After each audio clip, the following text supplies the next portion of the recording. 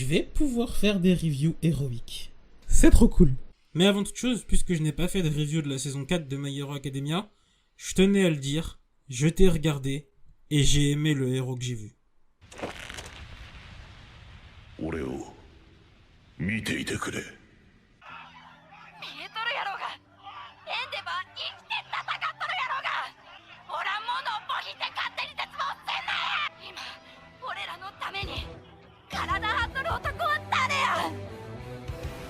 見ろや。お前が胸を張れるようなヒーローになろう。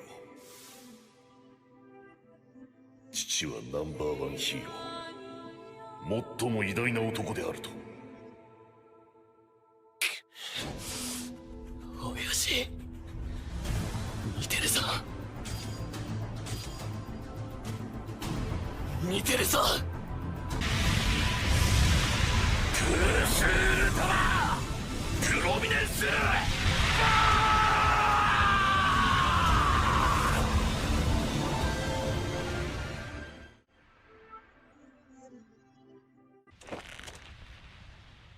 俺を見ていてくれ。 Salut, c'est Fat Black, et aujourd'hui, review de l'épisode 1 ou 2, du coup, je sais pas trop, de la saison 5 de My Hero Academia. Alors, avant de commencer, petite information, je lis le manga My Hero Academia, je ne suis pas les scans, mais je lis le manga et actuellement j'en suis au tome 28.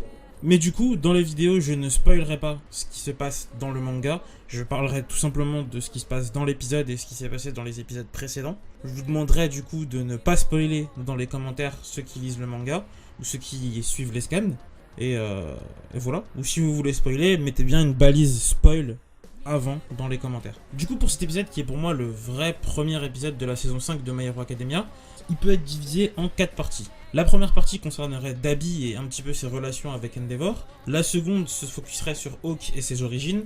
La troisième serait sur Endeavor et ses liens familiaux. Et la dernière serait sur Izuku et le One for All, ainsi que All for One est le premier détenteur du One for All. Et donc, que dire de cet épisode? Eh ben pour le coup, cet épisode était vraiment intéressant, je trouve. Malgré le fait que j'ai lu le manga, il y a pas mal de choses que j'avais oubliées. Et dans ce tout début d'épisode, on peut voir déjà que Dabi semble avoir un lien avec Endeavor. On peut tout simplement le voir à la façon dont il l'appelle. Il l'appelle Enji Todoroki, je pense. Alors que tout le monde dans la série jusque-là l'appelait Endeavor ou à la limite Todoroki. Mais là, c'est un nom assez nouveau. Petite information aussi pour ceux qui, du coup, comme Dabi, auraient oublié qui est Snatch, dont Endeavor parle. C'est concrètement un héros qui avait été appelé dans la saison 4 pour servir d'escorte au convoi d'Overall avant de l'envoyer en prison. Tout simplement, c'est lui. C'est tout.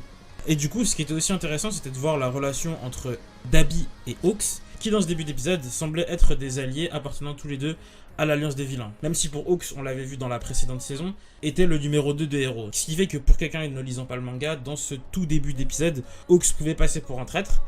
Et dans cette suite d'épisodes, très rapidement, ce qui fait qu'on passe à la deuxième partie de l'épisode au final, on voit que Hawks est un agent double au service du gouvernement, qui concrètement a décelé en lui, dès son plus jeune âge, un potentiel lui permettant de devenir un super-héros. Et je trouve que c'est quelque chose d'assez intéressant de voir en fait le rapport qu'a le gouvernement avec les enfants, tout simplement, parce que concrètement, ils peuvent déceler en un enfant un pouvoir assez extraordinaire et décider de le mettre à une place particulière de la société. On peut supposer qu'ils puissent éloigner certains enfants de leur famille pour en faire des super-héros, ou au contraire qu'ils puissent éloigner certains enfants de leur famille ou de leur milieu social à cause de pouvoirs trop puissants. Et ce serait intéressant d'explorer un petit peu plus ça par la suite. C'est quelque chose que j'aimerais voir personnellement.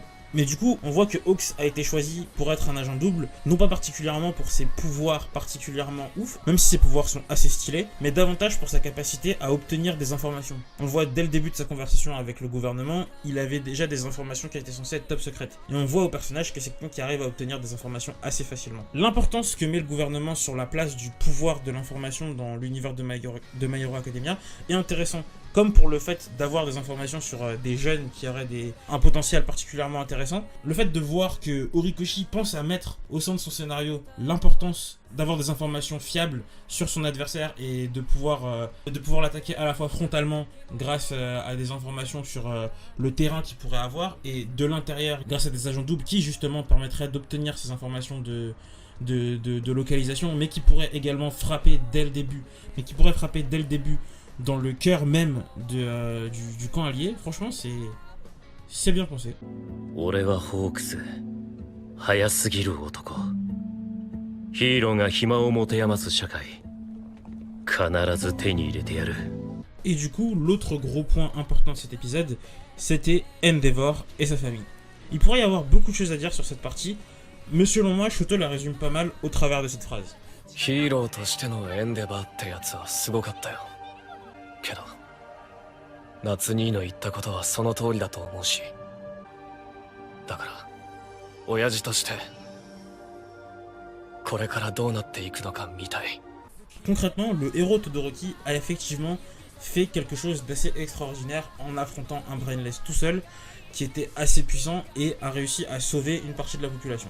Cependant, Endeavor Todoroki en tant que père, lui a toutes ses preuves à faire et doit montrer à ses enfants qu'il est sur un chemin de rédemption et qu'il cherche à s'améliorer en tant que père. Et la discussion qu'il a eue dans la saison 4 avec All Might sur comment devenir fort et comment devenir un meilleur héros, je pense que c'était des discussions qui certes pourront lui permettre de devenir un nouveau numéro 1, mais surtout un meilleur père. Parce que dans ces discussions, il a compris que ce qu'il devait faire en tant que héros, c'était protéger l'avenir de la nouvelle génération. Et il l'a compris lui-même en fait, en tant que père, il n'a même pas été capable de faire ça pour sa propre famille. Du coup, s'il veut réussir à devenir un meilleur héros, il doit également réussir à devenir un meilleur père. Mais malgré tout, une distinction se fait entre le lui héroïque et le lui père, du point de vue de ceux qui le regardent d'un œil externe, et ici en l'occurrence c'est sa famille. C'était intéressant de voir la pluralité d'opinions qu'il y avait au sein de sa famille, puisqu'on passait au final par tous les avis. Il y avait Natsuo, le grand frère, qui lui n'arrivait pas à accepter ce qu'avait fait Endeavor, ce qui est totalement compréhensible.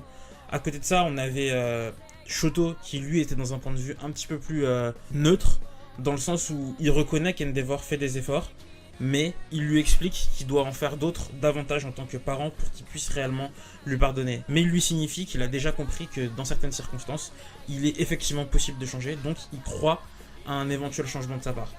Et d'un autre point de vue, on voyait la fille Todoroki, je ne me souviens plus son nom, désolé. Son point de vue à elle, c'est du coup le total opposé de celui de son frère. Elle voit le pas que Endeavor tente de faire, et elle voit les conséquences que ça commence déjà à avoir. Elle voit tous les pas qui commencent déjà à être faits en voyant que Shoto rend visite à sa mère, en voyant que Shoto s'assied tout simplement à leur table avec eux, en voyant que Endeavor tente quelque part de devenir aussi un meilleur père, et elle aimerait du coup que toute la situation s'arrange tout de suite. Mais le truc c'est que Shoto fait bien de le faire, je pense, il la ramène à la réalité en lui montrant que tout le monde ne peut pas être comme elle et tout le monde ne peut pas accepter les choses aussi facilement qu'elle le fait. Et cette explication de Shoto permet à Endeavor de comprendre aussi que effectivement, il pourra pas réellement obtenir leur pardon, mais ce qu'il doit faire, c'est réussir à faire en sorte que ses enfants soient heureux malgré ce qu'il a pu commettre par le passé.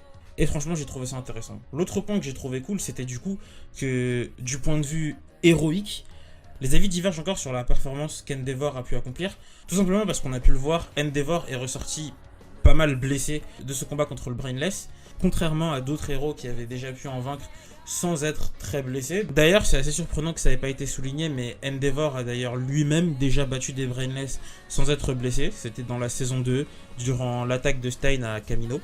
Mais personne ne le dit que là, Stein il a buté un Brainless solo tranquille. Mais ouais, du coup, les avis divergent encore sur ses capacités à être un numéro 1 efficace, contrairement à All Might. Ça permet aussi de voir que ce que la population retient, ce sont les derniers faits qu'ils ont sous les yeux et pas l'intégralité. Enfin, et pas à l'intégralité des choses, enfin, et pas à l'ensemble des choses. Mais pour soutenir Endeavor, il y a le gamin qu'on avait vu crier dans le dernier épisode de la saison 4, qui montrait que concrètement, les gens se plaignaient, mais Endeavor était là. Endeavor se battait. Endeavor incarnait concrètement cet espoir, cette lumière. C'est assez ironique et métaphorique de parler de lumière, puisque son avatar c'est du feu. Mais concrètement, Endeavor incarnait cet espoir en fait d'une présence d'un numéro 1 après All Might. Comme c'est indiqué en fin de saison 4, Endeavor était concrètement le seul qui essayait de surpasser All Might, là où les autres essayaient de se surpasser mutuellement sans chercher à réellement être des numéros 1. Là, on a quelqu'un qui essayait déjà du temps d'All Might d'être le numéro 1, qui concrètement continue de se surpasser après son départ et continue de chercher à être un meilleur héros. Enfin, ce mec-là qui gueulait pour soutenir Endeavor tentait de faire passer un message semblable à celui-là. Et c'est intéressant de voir le traitement en fait auquel il a eu droit. Concrètement, les médias et l'industrie se sont emparés du truc et ont carrément fait des mugs à son effigie et tout. Et c'est un traitement en fait que je trouve vraiment très très proche de notre réalité en fait. Dès qu'il va y avoir quelque chose qu'on va sentir comme étant putaclic, on va dire, ou qui est susceptible de faire le buzz, on va s'empresser de prendre l'information et de la remanier dans tous les sens pour pouvoir générer du profit avec. C'est ce que font les médias dans notre univers et dans l'univers de My Hero Academia. Et c'est ce qui se passe aussi quand on voit que concrètement ce mec-là a été mis sur des mugs et tout. C'est assez impressionnant. C'est quelque chose qu'on pouvait déjà noter dans la saison 2, encore une fois, avec Stein. Parce qu'on voit que le discours de Stein, en fait, avait créé pas mal de fans, qui, sans être forcément d'accord avec son idéologie, trouvaient le personnage cool, stylé, malgré le fait que c'était un vilain. Et c'est cette façon de transmettre l'information qui crée ça, en fait. 俺を見ていてくれ。 Et du coup, le dernier point de cet épisode, c'était concrètement Izuku et son alter. Ce qu'on a pu voir dans cet épisode, du coup, c'était sa découverte des prédécesseurs du One for All. On voit qu'il y en a deux qu'il peut pas encore voir, c'est sûrement le deuxième et le troisième, on sait pas vraiment. Et concrètement, ouais, on le voit observer ses prédécesseurs, mais surtout observer une scène du passé entre All for One et le premier détenteur du One for All, qui était du coup le frère de All for One. Et au travers de cette scène, en fait, on peut voir que All for One pointe du doigt des points de la société de l'époque dans laquelle il se situait, qui était, je crois, du coup, la première génération de détenteurs d'Alter. Il le fait pour se déifier, mais malgré tout, ce qui pointe du doigt est assez intéressant. Ce qui pointe, en fait, c'est que des sans-Alter subissent des discriminations et des exactions de la part de personnes possédant un Alter, et que, d'un autre côté, des personnes disposant d'un Alter pas ouf, on va dire, se font aussi victimiser, se font aussi juger, se font aussi discriminer concrètement. Et c'est assez intéressant, puisque c'est quelque chose, au final, qu'on a pu déjà voir dans la série. Dans les tout premiers épisodes, on peut le voir avec tout simplement Izuku, qui, au moment où il n'avait pas d'alter, se retrouvait dans la situation du mec qui se faisait discriminer parce qu'il n'avait pas d'alter. Et on peut le voir ensuite dans la saison 2, avec Shinso, qui concrètement possède un alter, qui est vraiment pété en vrai.